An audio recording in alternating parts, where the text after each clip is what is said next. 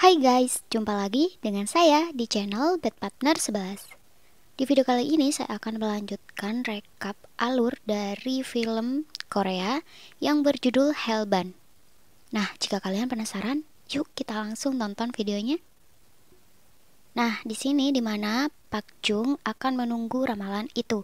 Dan apakah ramalan itu akan terjadi? Semua orang menunggu dan tiba-tiba selesai hitung mundur 3 makhluk itu muncul dan menghajar Pak Jung dengan brutal.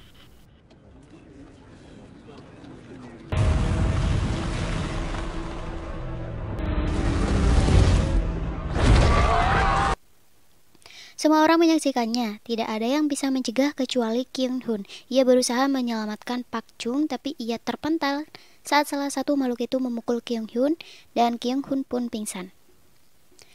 Akhirnya Pak Jung tewas, jiwanya diserap oleh 3 makhluk itu. Kemudian scene berpindah di mana Kyung Hun bangun di sebuah rumah sakit. Namun saat ia bangun, ia tidak mendapatkan satu orang pun di rumah sakit itu. Hingga ia memutuskan untuk pulang ke rumahnya, tetapi di rumahnya juga anaknya tidak ada di sana, guys. Lalu keesokan harinya, Kyung Hun pergi ke kantornya. Sepanjang jalan, Kyung Hun menyadari ada yang aneh karena sejak insiden brutal itu, kota yang biasa padat akan transportasi tiba-tiba seperti kota mati. Sesampainya di kantor, di sana juga tidak ada siapapun. Lalu Kyung Hun menonton sebuah televisi, dan di televisi tersebut memberitahukan kejadian kemarin. Tepatnya mereka mewawancarai Jung Jin sebagai ketua kebenaran baru, di mana Jung Jin mengatakan kepada orang-orang bahwa ia sudah mengingatkan dari lama sejak 10 tahun yang lalu, tapi sedikit orang yang mempercayainya. Dan sekarang sudah terbukti akan ramalan tersebut. Jung Jin juga mengatakan agar manusia lebih bijaksana saat melakukan sesuatu agar kedepannya dunia lebih tentram dari sebelumnya. Saat Kyung Hun menonton berita itu, ia menyadari bahwa anaknya yaitu Hae Jung punya hubungan dengan Jung Jin. Saat itu pula, Kyung Hun langsung pergi untuk mencari Jung Jin. Di sisi lain, kelompok Arrowhead sedang melakukan streaming dan ketua Arrowhead itu menyebutkan pada saat kejadian kemarin ada beberapa orang yang menentang akan ramalan tersebut. Dan Arrowhead menyebutkan bahwa mereka adalah Min Hye Jin, Kyung Hun, serta asisten Min Hye Jin. Jadi intinya Arrowhead akan menangkan Min Hye Jin serta Kyung Hun dan beberapa orang yang terlibat karena mereka tidak mempercayai adanya ramalan itu. Saat itu pula Min Hye Jin langsung buru-buru pergi bersama ibunya, sedangkan Kyung Hun ia telah sampai di tempat Jung Jin.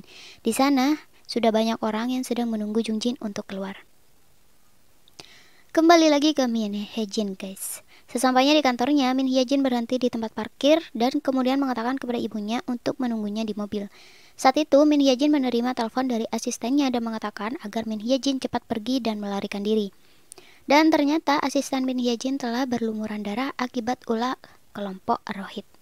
Mendengar hal itu, kemudian Min Hye Jin buru-buru kembali ke tempat parkir, tetapi di sana sudah ada kelompok Arrowhead yang sedang menyiksa ibu Min Hye Jin. Melihat hal itu, Min Hye Jin berlari dan menghentikan orang yang memukul ibunya. Tetapi apa daya, kelompok Arrowhead itu benar-benar radikal banget, guys. Mereka memukul Min Hye Jin dan ibunya hingga babak belur tanpa pandang bulu. Lalu dengan cepat, Min Hye Jin membawa ibunya ke rumah sakit. Sesampainya di sana, ibu Min Hye Jin dirawat, namun pada akhirnya ibu Min Hye Jin pun tidak tertolong. Scene berpindah di mana Kyung Hun saat sedang ingin keluar dari tempat Jung Jin, ia dihadang oleh beberapa orang di sana akibat Kyung Hun adalah salah satu orang yang sebelumnya tidak mempercayai kehendak Tuhan atau ramalan tersebut. Kyung Hun dipukul habis-habisan hingga mereka berhenti memukuli Kyung Hun karena saat itu Jung Jin menghubungi Kyung Hun. Jung Jin mengatakan kepada orang-orang agar Kyung Hun dilepaskan. Mendengar perkataan Jung Jin, mereka melepaskan Kyung Hun. Kemudian Jung Jin memberikan alamat kepada Kyung Hun di mana ia akan bertemu. Sedangkan Min Hye Jin ia pergi menemui seseorang yang bernama Kim Jun karena sebelumnya Min Hye Jin mendapatkan berkas Jung Jin dan di sana tertulis pengirimnya dan pengirimnya yaitu Kim Jun. Kemudian Min Hye Jin menanyakan perihal Jung Jin kepada Kim Jun. Kim Jun menjawab ia mempunyai beberapa bukti tentang Jung Jin yang mendapatkan ramalan juga. Saat Kim Jun memutar sebuah rekaman itu menjelaskan bahwa Jung Jin saat masih kecil, ia menerima ramalan bahwa ia akan mati saat berumur 20 tahun. Kemudian Min Hye Jin meminta rekaman itu kepada Kim Jun, tetapi Kim Jun menghapusnya.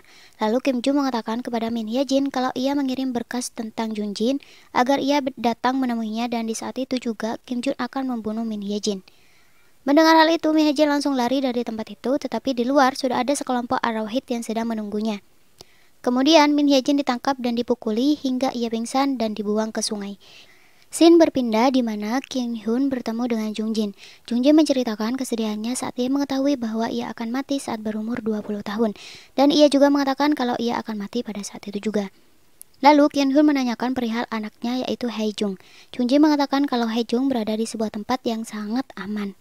Kemudian saat itu juga tiga makhluk itu muncul menghajar Jung Jin dan menyerap jiwanya. Lalu Jung Jin pun tewas tepat di depan Kim Hyun. Setelah kejadian itu, Kyun Hun pulang. Sesampainya di rumah, Hae Jung anaknya datang menemuinya lalu memeluk Kyun Hun. Dan di episode 3, di sini guys memperlihatkan ketua baru dari sekte kebenaran baru yaitu Kim Jun. Kemudian di tempat lain di sebuah rapat ada seseorang yang bernama Bae Yung dan di tempat itu juga dari anggota kebenaran baru yang bernama Yoji.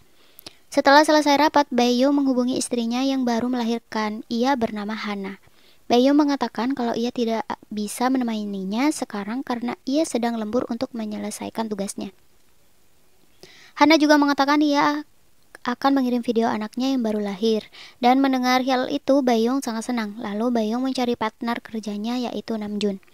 Bae Yung mencarinya kemana-mana tetapi Namjoon tidak ada di tempat kerjanya. Bae Yung akhirnya menemukan sebuah kertas kecil yang kertas itu bertuliskan tempat alamat pemancingan. Tiba-tiba saja Namjoon datang dan mengatakan kalau ia akan pergi keluar tanpa menjelaskan kepada Bae Yung ia akan pergi kemana. Saat Bae Yung menanyakan tujuannya, Namjoon tidak menjawab lalu pergi begitu saja. Kemudian scene berpindah di mana Hana saat ia sedang mendatangi bayinya, ia berniat merekamnya untuk ia kirim kepada suaminya yaitu Bae Yung. Tiba-tiba ada sebuah makhluk keluar dan mengatakan kalau 5 hari lagi anak dari Bae Yung dan Hana akan masuk neraka. Di sisi lain, Bae Yung saat berniat ingin pergi mengunjungi istrinya, ia mendapatkan telepon dari istri Namjoon. Istri Namjoon menanyakan Namjoon kepada Bae Yung karena saat ini HP-nya tidak aktif dan pada saat itu juga istrinya Namjoon dihampiri oleh beberapa rentenir untuk menagih hutang. Bae Yung mengatakan kalau ia akan membantu mencari Namjoon. Kemudian Bae Yung teringat tempat pemancingan yang ia temukan di tempat kerja Namjoon. Lalu Bae Yung segera pergi menuju ke tempat itu. Sesampainya di sana, ia melihat Namjoon sedang duduk sendirian di sebuah sungai. Lalu Bae Yung menghampiri Namjoon dan membujuknya untuk segera pulang. Namjoon mengatakan kalau ia tidak bisa pulang dan memohon kepada Bae Yung agar ia tidak memberitahukan kepada siapapun tentang keberadaannya. Namjoon menceritakan kalau ia telah menerima sebuah ramalan dan ia akan mati saat itu juga. Ia berada di tempat itu agar saat ramalan itu selesai, kematiannya tidak diketahui oleh siapapun dan Arohit tidak akan mengetahuinya dan tidak mengganggu keluarganya. Kemudian seketika keberadaan makhluk itu muncul dan menyeret Namjoon ke dasar sungai, lalu dibantai habis dan Namjoon pun tewas, hanya sisa tulang belulangnya saja. Setelah kejadian itu, tiba-tiba ada sekelompok orang yang bernama Sodo. Jadi kelompok Sodo ini bertentangan dengan sekte kebenaran baru gitu guys. Oke, next. Ternyata yang memimpin kelompok Sodo ialah Min Hye-jin. Keesokan harinya, Bae Yung pergi untuk mengunjungi istrinya yang baru melahirkan. Sesampainya di sana, Hana dengan wajah putus asa memperlihatkan video yang ia rekam. Di video itu memperlihatkan kalau anaknya yang baru lahir telah menerima sebuah ramalan. Hana juga mengatakan ia sudah mencari semua sumber baru. Kali ini, anak yang baru lahir sudah menerima ramalan dan akan masuk neraka. Kemudian scene berlanjut memperlihatkan Yoji yang sedang menangkap orang yang menerima ramalan. Yojin menemukan kartu nama yang bertuliskan Sodo. Yojin menanyakan dari mana ia mendapatkannya. Pria yang menerima ramalan itu menjelaskan kalau anggota Sodo adalah sekelompok orang yang membantu orang menerima ramalan untuk menyembunyikan kematiannya agar keluarganya tidak mendapatkan masalah dari Arohit. Dan orang yang menerima ramalan berhak saat atas kematiannya tidak dipertontonkan. Karena sudah tertangkap, akhirnya orang yang menerima ramalan itu ditanyakan secara publik.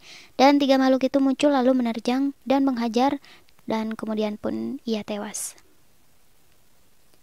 Setelah kejadian ramalan itu, Yoji memberitahukan kepada ketua kebenaran baru yaitu Kim Jun bahwa ada sekelompok orang yang bernama Sodo yang diketuai oleh Min Hye-jin, di mana kelompok ini membantu orang-orang yang mendapatkan ramalan untuk menyembunyikan kematiannya orang yang mendapat ramalan tersebut. Mendengar itu, Kim Jun memberikan hak otoritas penuh pada Yoji untuk menangkap seluruh anggota Sodo dan menghabiskan mereka semua tanpa sisa. Scene berpindah di mana Bae Yung mendatangi Min Hye-jin. Ia menceritakan kepada Min Hye-jin bahwa anaknya yang baru lahir sudah mendapatkan ramalan dan akan masuk neraka. Min Hyejin terdiam sejenak, lalu mengatakan kepada Baeyong untuk menanyakan secara publik saat ramalan anak itu tiba. Dengan alasan Min Hyejin yakin bahwa ramalan itu salah karena anak yang baru lahir tidak mempunyai dosa.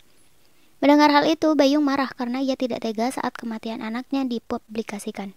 Min Hyejin juga mengatakan kalau Baeyong tidak mau mempublikasikan. Kelompok Sodo akan menyembunyikan kematian anaknya secara diam-diam. Kemudian Baeyong pergi dari tempat Min Hyejin, lalu Baeyong ditemani oleh tangan kanan Min Hyejin yaitu Kim Gong. Kim Gong juga menceritakan putrinya dulu juga mendapatkan ramalan. Ia sangat sedih saat melihat kematian anaknya, tetapi ia sangat bahagia karena saat kematiannya tidak ada orang yang menyaksikannya. Kemudian Kim Gong berpisah dengan Baeyong di tengah perjalanan. Ia ditangkap oleh anggota Arrowhead. Saat ditangkap, di sana juga ada anggota Sodo yang lain. Dengan kejamnya, anggota Arrowhead membakar hidup-hidup yang mereka tangkap. Di sisi lain, Baeyong saat sampai di rumahnya, ia menceritakan kepada istrinya mengenai permasalahan ramalan itu. Baeyong menjelaskan anaknya akan dipublikasikan saat ramalan itu tiba, dan pilihan yang kedua saat kematian anaknya, anggota Sodo akan menyembunyikan kematiannya. Namun istri Baeyong masih bimbang atas pilihan itu. Lalu keesokan harinya, mayat anggota Sodo yang dibakar digantung di tengah jalan oleh anggota Arrowhead, dan tertulis inilah balasan dari orang yang melawan kehendak Tuhan. Scene berpindah di mana anggota Arrowhead menemukan tempat persembunyian Min Hyejin. Mereka berusaha menangkap Min Hyejin, tapi beruntungnya Min Hyejin bisa lolos dari pengajaran mereka. Lalu Min Hyejin menghubungi Baeyong untuk menanyakan perihal pilihan yang ia berikan, apakah ia dan istrinya sudah membuat kesepakatan. Tapi di saat itu pula Hanna pergi menuju tempat kebenaran baru tanpa sepengetahuan Baeyong. Dan apa yang akan terjadi? Nah, jika kalian penasaran, tunggu di episode selanjutnya ya guys. Terima kasih sudah menonton. See you.